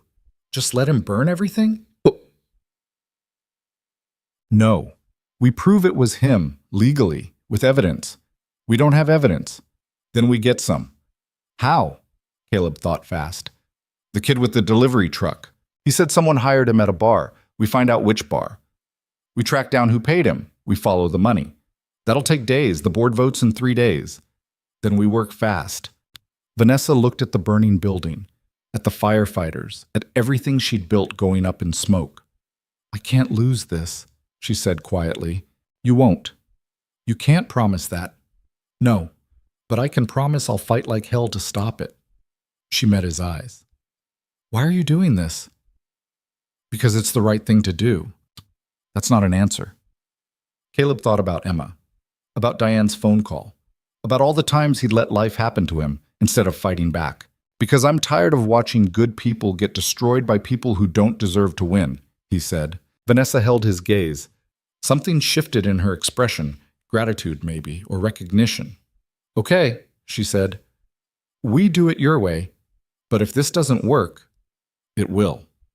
It better. They stood there while firefighters worked and smoke drifted across the vineyard, and somewhere in the darkness, whoever had done this watched and waited for Vanessa to break. But she didn't. And Caleb realized, standing there next to her, that he'd stopped fighting just for Emma or the money, or proving he wasn't failing. He was fighting for Vanessa too, and that was going to complicate everything. They found the delivery driver 2 days later working a shift at a warehouse outside town. His name was Kyle Brennan, no relation to Emma's babysitter, and he looked worse than the last time Caleb had seen him. The cut on his forehead had scabbed over. His left arm was in a sling. When Caleb and Vanessa walked into the loading dock, Kyle's face went pale. I already told the cops everything I know. I'm not a cop, Caleb said. I know who you are. You're the guy who ran me off the road. You ran yourself off the road. Kyle backed up against a stack of pallets. Look, I don't want trouble. I just needed money. The guy paid me cash. I didn't know what I was getting into. Vanessa stepped forward. Which bar? What? You said you met him at a bar. Which one? Kyle hesitated. O'Malley's, over on 5th Street. What did he look like? I don't know. Older. 50s, maybe. Expensive suit. Dark hair. He didn't give me a name. Would you recognize him if you saw him again? Kyle shifted. Maybe. I don't know. Caleb pulled out his phone, found a photo of Adrian Knox from Vanessa's company website, showed it to Kyle. This him? Kyle squinted at the screen. No, the guy I met was heavier, and he had an accent. What kind of accent? I don't know. European? British? Something like that. Vanessa and Caleb exchanged a look. Anything else you remember? Caleb asked. He had a ring, big one, gold with some kind of symbol on it. What kind of symbol? Like a family crest or something. I noticed it when he handed me the cash. Vanessa went very still. What did the crest look like? I don't know. It was dark in the bar, but it looked expensive. The whole thing did. Caleb put the phone away. If we need you to identify this guy, you'll cooperate? Do I have a choice? Not really. Kyle looked miserable. Fine, whatever. Just leave me alone after that. They left him to his shift. Outside, Vanessa leaned against Caleb's truck, arms crossed. Victor, she said. You sure? He has a family ring, wears it every day. Gold with the Lang family crest. She looked at Caleb. It's him. Victor's behind all of this. We don't know that for sure. Who else would it be? Adrian's too obvious. But Victor? He's been on my board for years. He knows every detail of my company. He has access to everything. Caleb thought about it. If it's Victor, why? What does he gain by destroying you? Control. If I'm forced out, the board appoints an interim CEO. Victor's been positioning himself for that role for months. And once he's in charge, he sells. To the development group I refused. They tear down the vineyard and build their condos. Victor gets a percentage of the sale, probably millions. So this isn't personal, it's business. For him, maybe. For me, it's my entire life. Caleb pulled out his phone. We need proof. Photos, records, something that connects Victor to Kyle or the fire. How do we get that? By doing what you do best, which is being smarter than him. Vanessa's expression shifted. You want me to confront him? No, I want you to make him think he's won. Then we watch what he does next. That's insane. It's also the only play we have. The board votes tomorrow. If we don't have proof by then, you're done. Vanessa pushed off the truck, paced. What if he doesn't take the bait? Then we're no worse off than we are now. She stopped, looked at him. You really think this'll work? I think it's our only shot. Oh. Vanessa pulled out her phone, stared at it, then she dialed. Who are you calling? Victor? The phone rang 3 times. Victor answered, voice smooth and professional. Vanessa, I wasn't expecting to hear from you. I need to talk to you in person. About what? About stepping down. Silence on the other end. Then, I see. When? Tonight, my office. 7 o'clock. I'll be there. Vanessa hung up. Her hands were shaking. That was easier than I expected, Caleb said. Because he thinks he's already won. Good. Let him think that. They spent the rest of the afternoon preparing. Caleb installed a hidden camera in Vanessa's office. Nothing fancy, just his phone propped behind a stack of books on the shelf with the record function running. It wouldn't hold up in court, but it might give them something to work with. At 6:30, Vanessa changed into a business suit, pulled her hair back, and looked every inch the CEO she was supposed to be. But Caleb could see the fear underneath. You don't have to do this, he said. Yes, I do. If it gets bad, if he threatens you, I'll be fine. Vanessa. She turned to face him. I'm not running anymore. Whatever happens tonight, I need to see it through. Caleb wanted to argue, wanted to tell her this was dangerous and stupid and there had to be another way. But he knew that look. He'd seen it in the mirror too many times. I'll be right outside, he said. I know. At 7, Victor arrived. Caleb watched from the hallway as the older man walked into Vanessa's office, confident and composed. The door closed. Caleb positioned himself near the window where he could see through the glass.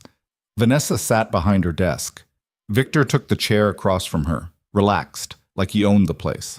Thank you for seeing me, Vanessa said. Of course. I'm glad you're being reasonable about this. I don't have much choice, do I? Victor smiled. We all have choices, Vanessa. You're just finally making the smart one by giving up everything I built. By recognizing when you're beaten. There's no shame in that. Caleb watched Vanessa's expression. She held herself perfectly still. The board votes tomorrow, she said. If I step down tonight, voluntarily, what happens? The vote becomes a formality. We appoint an interim CEO, stabilize the company, move forward. And who would that interim CEO be? Victor's smile widened slightly. Someone with experience. Someone the investors trust. You. If the board agrees, yes, Iki. Vanessa leaned back. And then what? You sell to Cascade Development? Victor's expression didn't change, but something flickered in his eyes. That would be a board decision. But you'd recommend it. I'd recommend what's best for the company's shareholders, which conveniently makes you very wealthy. Victor stood. I don't appreciate the accusation. It's not an accusation. It's a fact. You've been orchestrating this whole thing. The investors pulling out, the media leaks, the fire. You're paranoid. Am I? Because I've been doing some research, Victor. And it turns out Cascade Development has a silent partner. Someone who stands to make millions if this deal goes through. That has nothing to do with me. Doesn't it? Because that silent partner shares your last name. Victor went very still. Careful, Vanessa. Your nephew, Marcus Lang. He's the one who's been feeding you information. He's the one who bypassed the security system and set the fire. Caleb's pulse kicked. He hadn't known about a nephew. Vanessa hadn't mentioned it, but she was improvising now, throwing punches to see what landed. Victor's jaw tightened. You're making wild accusations. Then prove me wrong. Let's pull the security logs. Let's check your nephew's financial records. Let's see who paid Kyle Brennan to spy on me. I don't know who Kyle Brennan is. Really? Because he described the man who hired him, and he mentioned a gold family ring, the same one you're wearing right now. And Victor looked down at his hand. For just a second, his composure cracked. This is absurd, he said. Is it?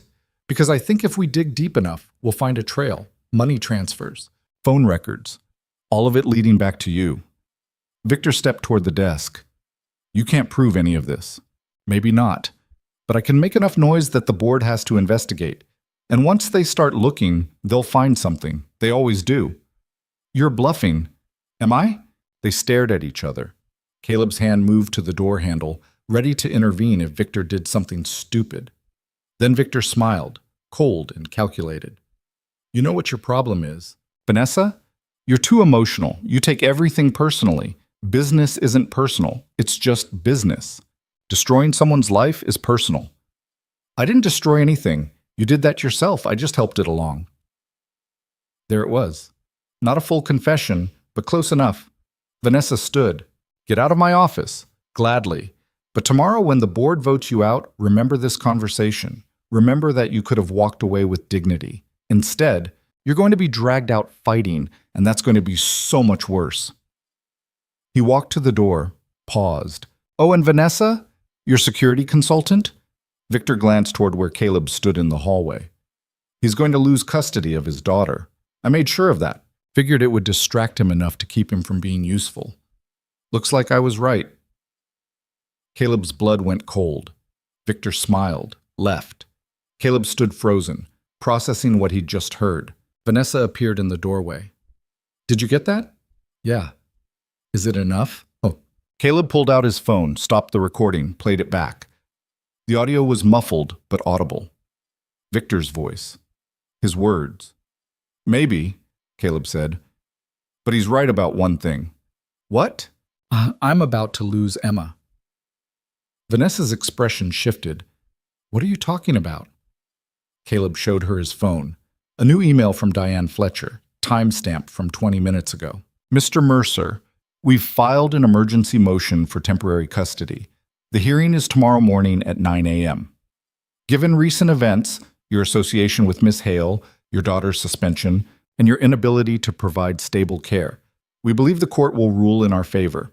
I suggest you bring legal representation, though at this point, I'm not sure it will help. Vanessa read it, looked at Caleb. She can't do this. She just did. Tomorrow morning, the same time as my board meeting? Not a coincidence. Victor arranged this. Probably. Vanessa grabbed her keys. Then we stop it. We go to a judge tonight. We file an injunction. Vanessa, stop. No, I'm not letting him take your daughter. You don't have a choice. This is family court. It doesn't work like your business world. Money and connections win, and Diane has both.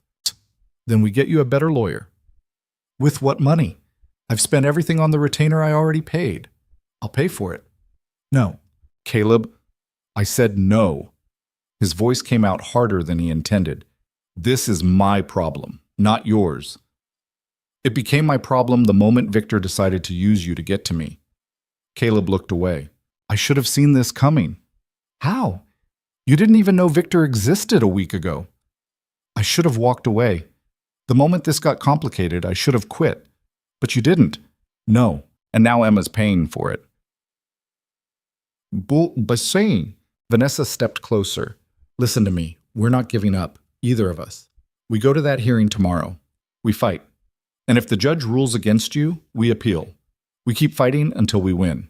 And your board meeting? I'll handle it. How?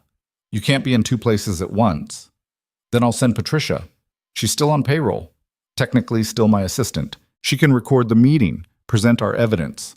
Buy me time. That's a huge risk. Everything about this is a risk, but I'm not letting Victor destroy both of us. Caleb wanted to believe her. Wanted to think there was a way out of this that didn't end with him losing everything that mattered. But he'd been around long enough to know that wanting something didn't make it true. His phone rang. He checked the screen. Mrs. Brennan. Yeah? Mr. Mercer, I'm sorry to bother you, but Emma's asking for you. She's upset about something at school, and I can't calm her down. What? Yes, boy. Caleb closed his eyes. I'll be there in 10 minutes. He hung up, looked at Vanessa. I have to go. I know. Will you be okay here? I'll lock the doors, set the alarm. I'll be fine. Caleb hesitated. If Victor comes back, he won't. He got what he wanted. Did he? Vanessa met his eyes. Not yet, but he thinks he did, and that's what matters. Caleb nodded, started to leave, stopped. Vanessa? Yeah? Thank you for not giving up on this. I could say the same to you, say. He left before the moment got heavier. At home, Emma was sitting on her bed, knees pulled to her chest, eyes red. Mrs. Brennan hovered nearby, looking helpless. I tried everything, she whispered to Caleb. She won't talk to me. It's okay. I've got it. Mrs. Brennan left. Caleb sat on the edge of Emma's bed. Hey, Bug. Emma didn't look up. Mrs. Brennan said you're upset. Madison's mom came to school today. Caleb went still. What did she say? She was talking to my teacher. I heard her say I'm going to live with Grandma soon, that you can't take care of me anymore. Emma, is it true? Caleb wanted to lie, wanted to tell her everything was fine, that nothing was changing, that he'd never let anyone take her away. But he couldn't. There's a hearing tomorrow, he said carefully. A judge is going to decide some things about where you live. So I am leaving? I don't know yet, but I'm going to fight as hard as I can to make sure you stay with me. What if you lose? Caleb pulled her close. Then I keep fighting, and I don't stop until you're home. Emma buried her face in his shoulder. I don't want to live with Grandma. She smells like medicine, and she doesn't let me watch cartoons. Despite everything, Caleb almost smiled. I know, and she makes me eat vegetables. Monster. Emma pulled back. You're not going to let her take me, right? Caleb wiped the tears from her cheeks. I'm going to do everything I can to stop it. Promise? He thought about Diane's email, about Victor's smug smile, about the courtroom tomorrow, and all the ways this could go wrong. I promise, he said. Emma hugged him.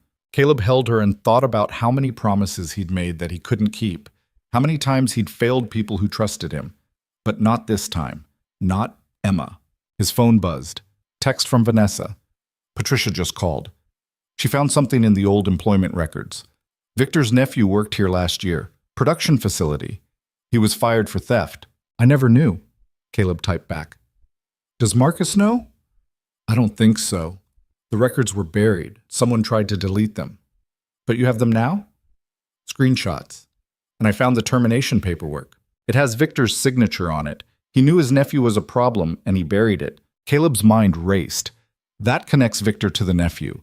And if we can prove the nephew set the fire, we prove Victor orchestrated everything. Can Patricia present this at the board meeting? Already sent her everything. She's ready. Caleb looked at Emma, asleep now against his shoulder. Thought about the hearing tomorrow. About standing in front of a judge who'd already decided he was a failure. What time's your meeting? He typed. 9 a.m. Same time as his hearing. I can't be there, Caleb sent. I have to be in court. I know. That's why Patricia's going. What if they don't believe her? Then I lose. But at least I'll lose fighting. Caleb set the phone down, eased Emma onto her pillow, pulled the blanket over her. She stirred. Dad? Yeah? Are you scared? Terrified. Me too. That's okay. Being scared just means you care about something. Emma's eyes closed. I love you. I love you too, Bug. She fell back asleep.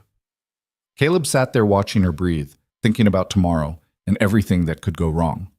His phone buzzed again. Different number. He almost ignored it. Then he saw the name. Patricia Green. He answered. Yeah? Mr. Mercer? It's Patricia. I'm sorry to call so late, but I thought you should know.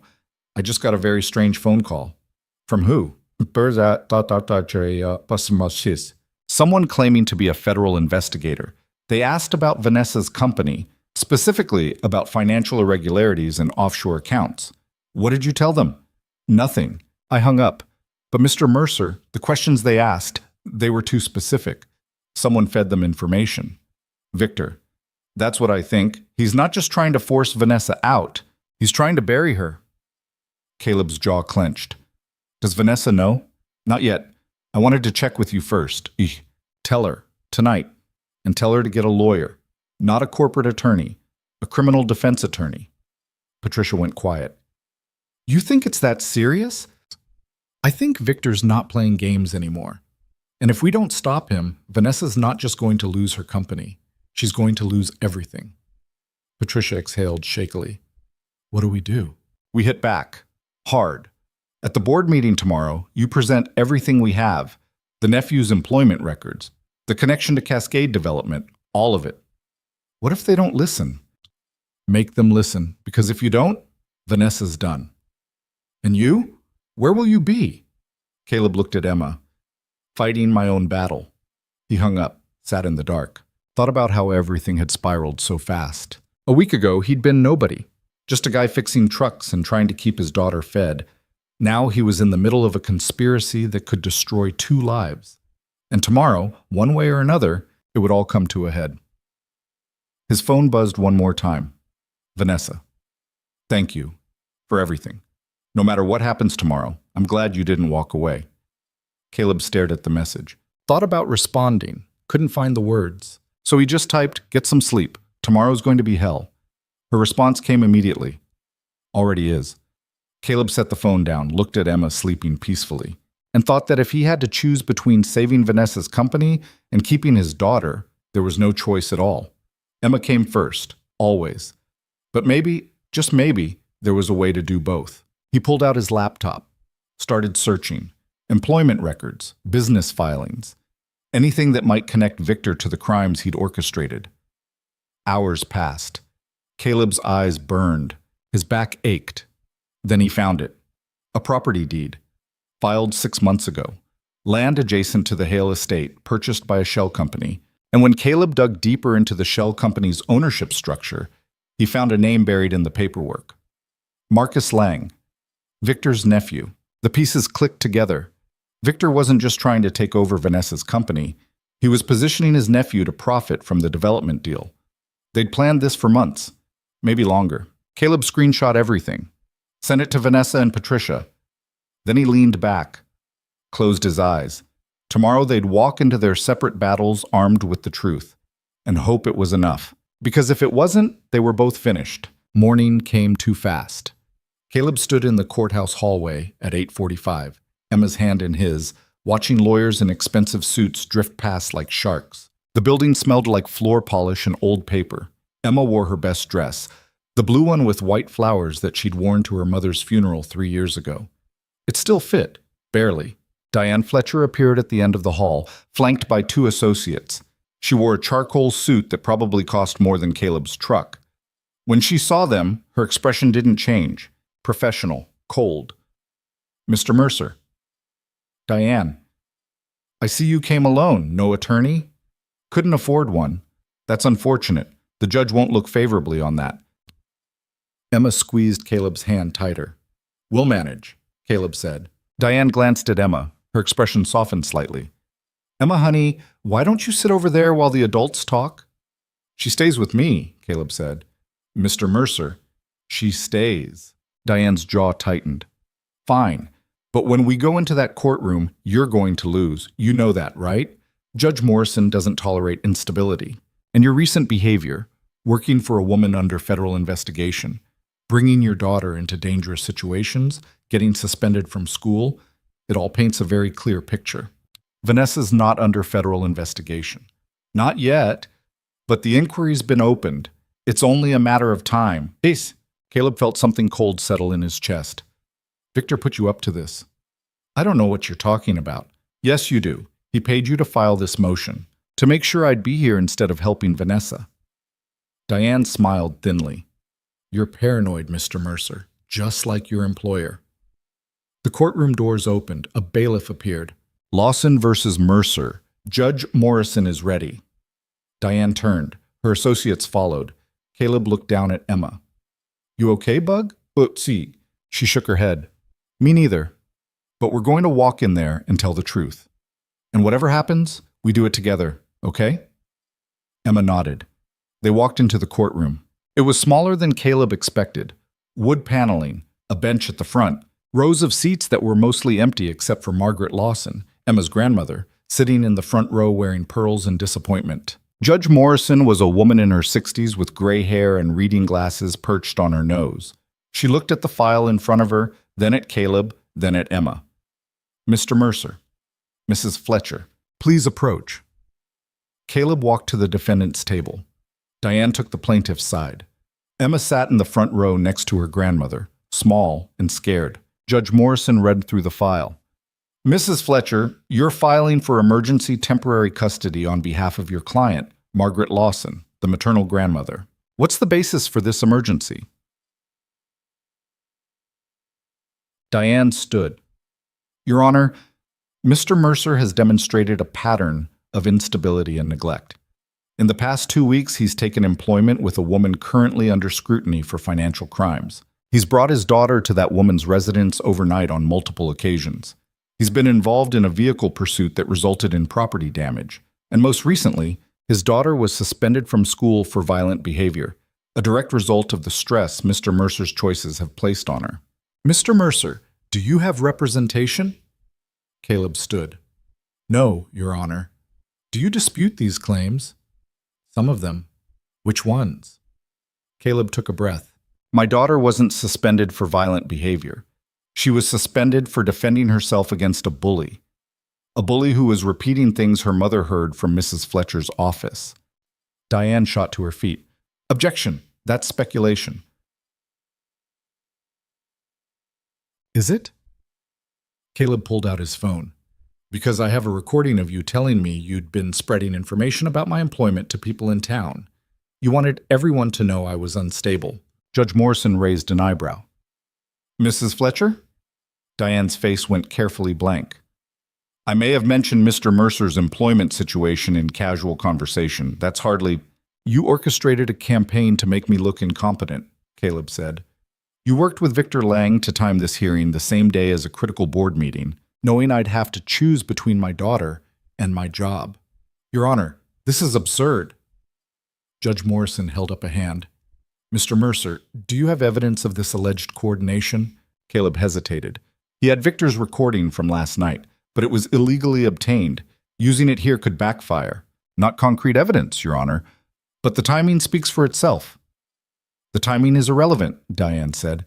What matters is Mr. Mercer's inability to provide stable care for his daughter. Judge Morrison looked at Caleb. Mr. Mercer, where is your daughter now? In the front row, Your Honor. And last night? At home with me. And the night before? Also at home. Mrs. Fletcher claims you've been staying at Ms. Hale's residence. I stayed there one night to protect her from someone who was stalking her property. My daughter was with me the entire time, sleeping in a guest house. And the vehicle pursuit? I was following a man who'd been hired to spy on Ms. Hale. He crashed trying to evade me. I called the police immediately. Judge Morrison made a note. And your current employment? I'm a security consultant for Hale Estate Vineyards. Before that, I ran an auto repair garage. Before that, I served in the Army. Mrs. Fletcher, what's your client's living situation? Diane stood. Margaret Lawson lives in a 4-bedroom home in Riverside Heights. She's financially stable, retired. She has time and resources to provide Emma with the attention and stability she needs.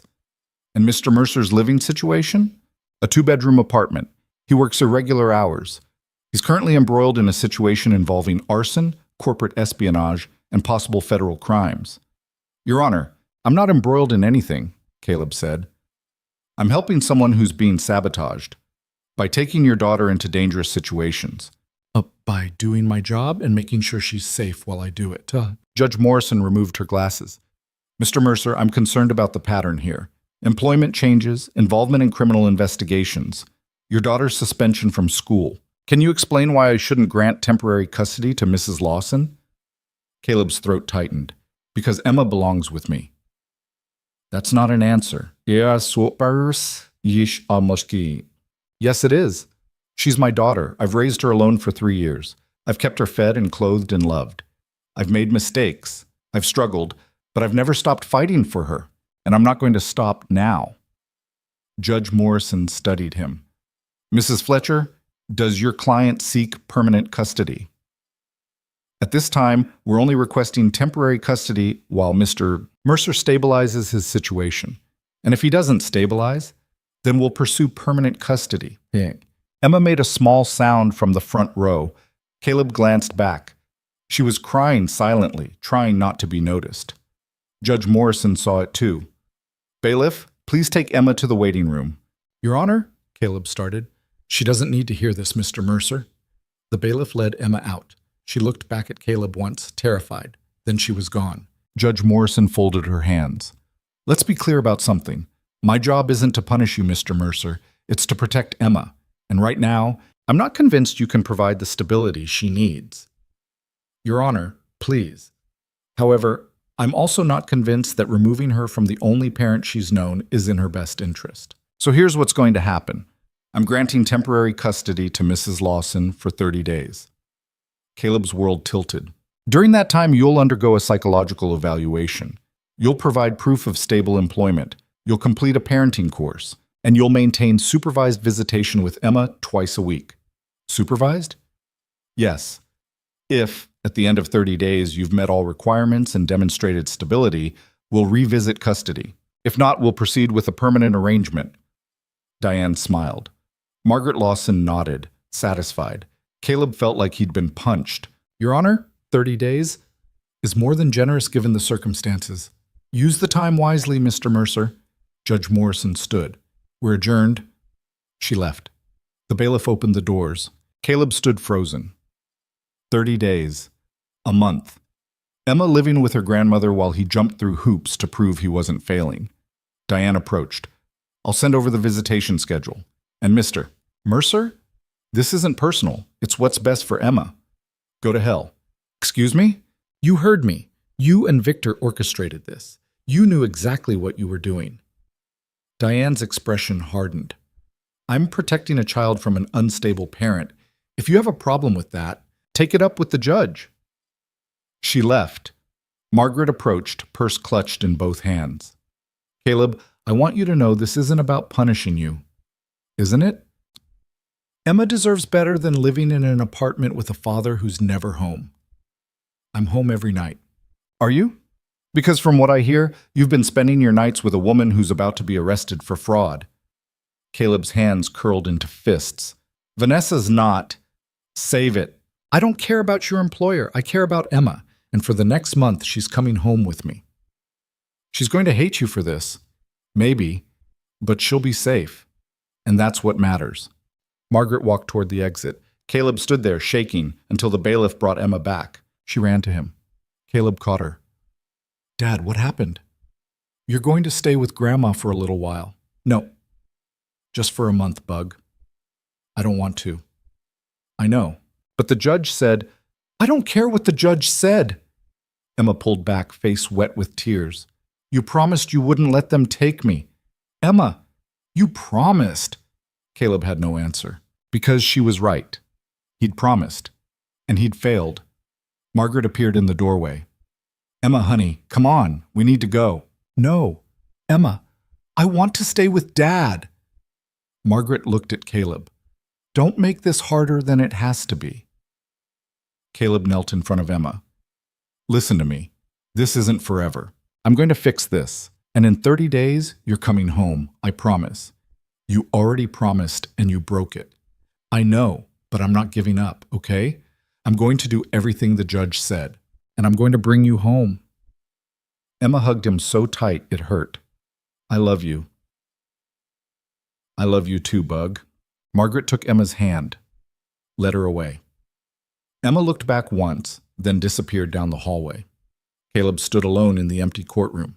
His phone buzzed. Text from Vanessa. How did it go?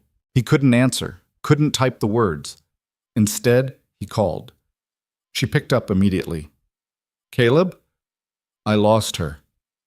Silence. Temporary custody. 30 days. I have to... His voice broke.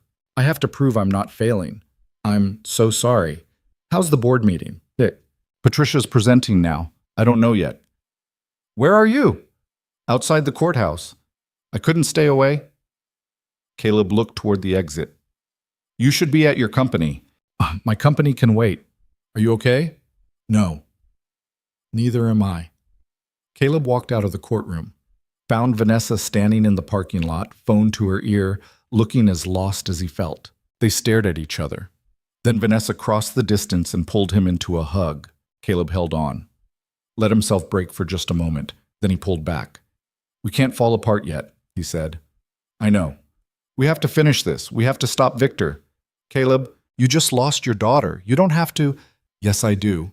Because if I don't, he wins. And I'm done letting people like him win. Vanessa's phone rang. She checked it. It's Patricia. She answered. Put it on speaker. How'd it go? Vanessa asked. Patricia's voice came through, shaky but triumphant. They listened. The board is voting right now. But Vanessa, you need to hear this. After I presented the evidence, Victor tried to leave. The board stopped him. They're calling for an independent investigation, and they're postponing the vote on your removal pending the results. Vanessa's eyes closed. Oh, thank God. There's more. One of the board members called the district attorney. They're sending investigators to Victor's office right now. If what we found is true, he's going to be arrested. Caleb felt something loosen in his chest. What about the nephew? Police picked him up an hour ago. He's already talking, trying to cut a deal. So it's over, Vanessa said. Not quite. The DA wants to talk to you, and to Caleb. They need official statements. We'll come now. One more thing. The press is outside your estate. Someone leaked the story. You're going to have to make a statement. Vanessa looked at Caleb. We'll handle it. They drove to the estate together. News vans lined the driveway. Reporters shouted questions as they passed. Caleb kept his eyes forward. Inside, Patricia met them with a folder of documents. Everything's here: financial records, the property deed, Kyle's testimony, the security footage from the fire. It's airtight. Vanessa took the folder. Where's Victor now? In custody. They arrested him 20 minutes ago. Good. There's something else. Adrian called. He wants to talk to you. Vanessa went very still. About what?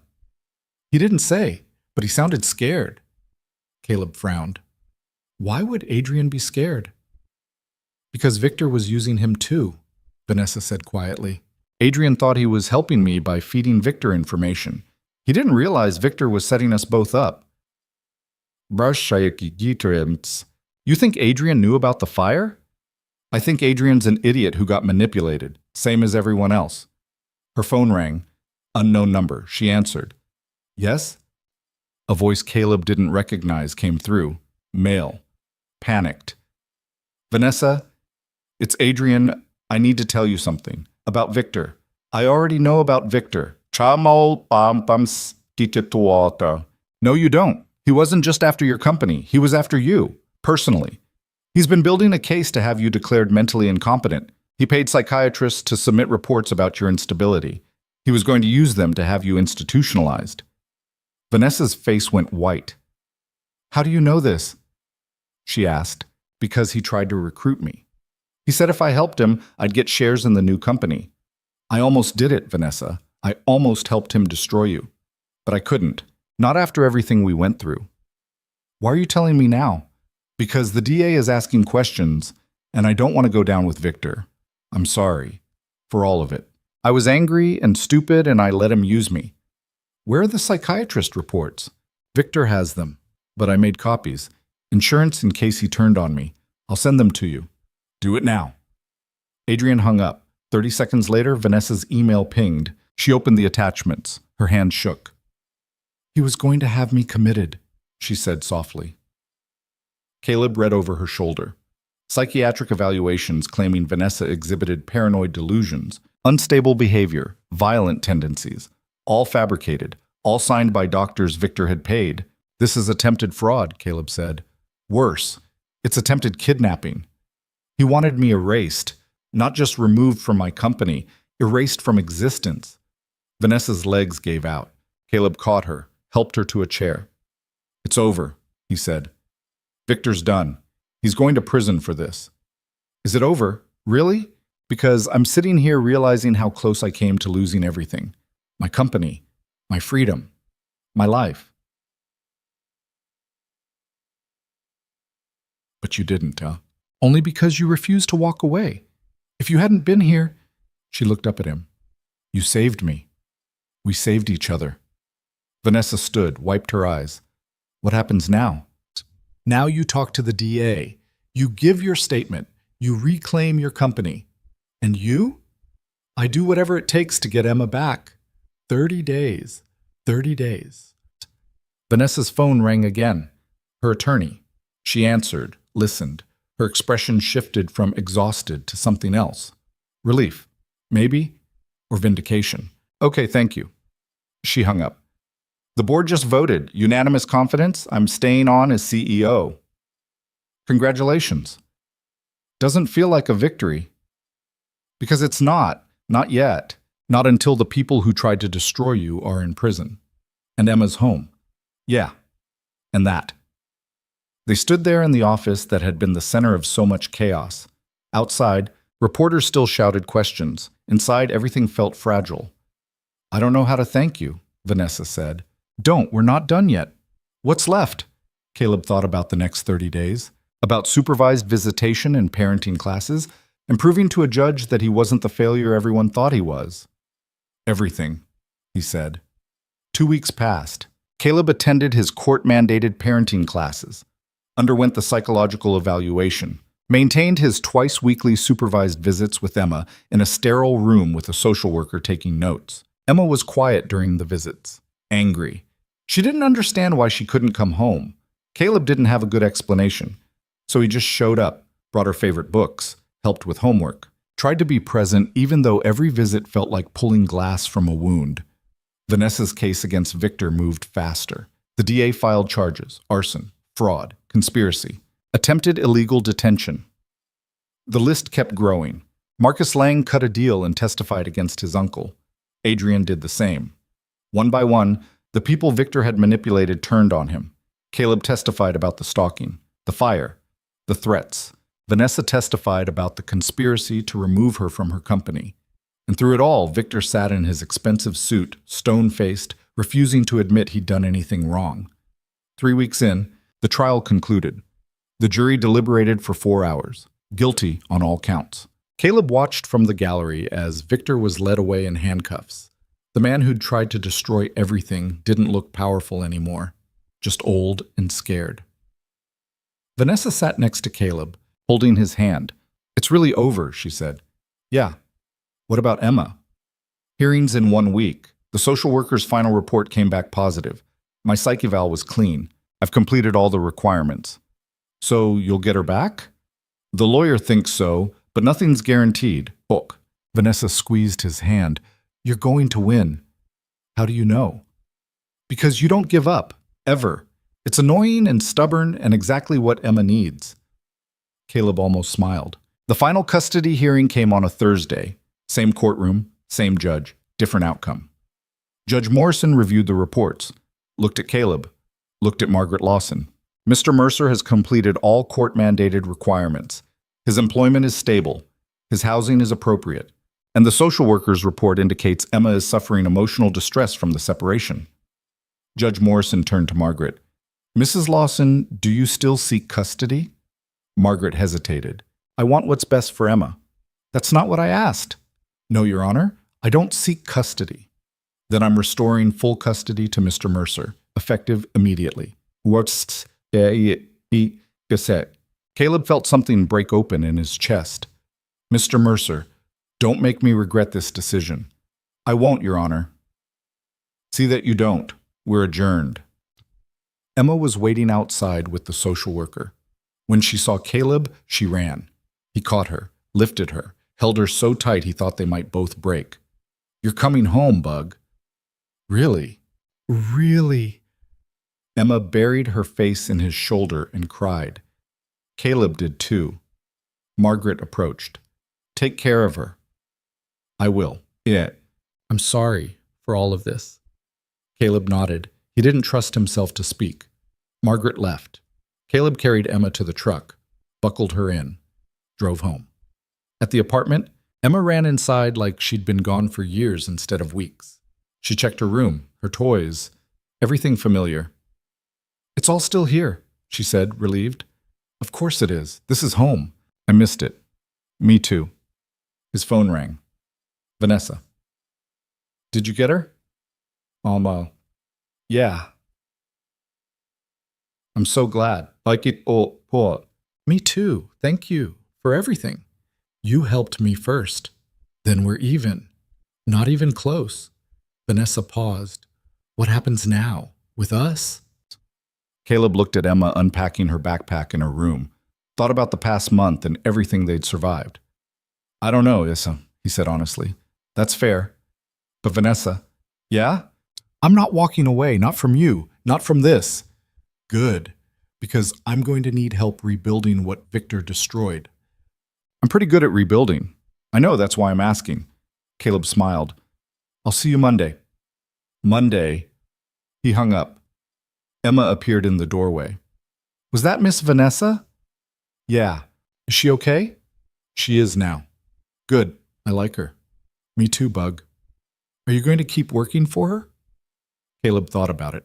About the estate and the vineyard and the woman who'd trusted him when she had no reason to. Yeah, I think I am. Emma grinned. Can I come visit sometimes? We'll see. That night, Caleb made dinner. Nothing fancy, just spaghetti and garlic bread, and they ate together at their tiny table in their tiny apartment that suddenly felt bigger than it had in months. Emma talked about school, about Grandma's house, about how she'd told Madison to leave her alone, and Madison actually had. Caleb listened, laughed, let himself believe that maybe, finally, things were going to be okay. Later, after Emma was asleep, he sat on the porch and looked at the lake glittering under moonlight. His phone buzzed. Message from Vanessa. The vineyard's having a small celebration next week. Employees, investors, people who stuck with us through everything. You should bring Emma. Let her see what her dad helped save. Caleb typed back. We'll be there. Good. Because I have something to ask you. In person. Should I be worried? Maybe. But in a good way. Caleb smiled. Set the phone down. Breathed in the night air. For 3 years, he'd been surviving. Just getting through each day. Keeping Emma safe. Keeping himself from falling apart. But somewhere in the chaos of the past month, something had shifted. He wasn't just surviving anymore. He was living. And for the first time since his wife died, that felt like enough.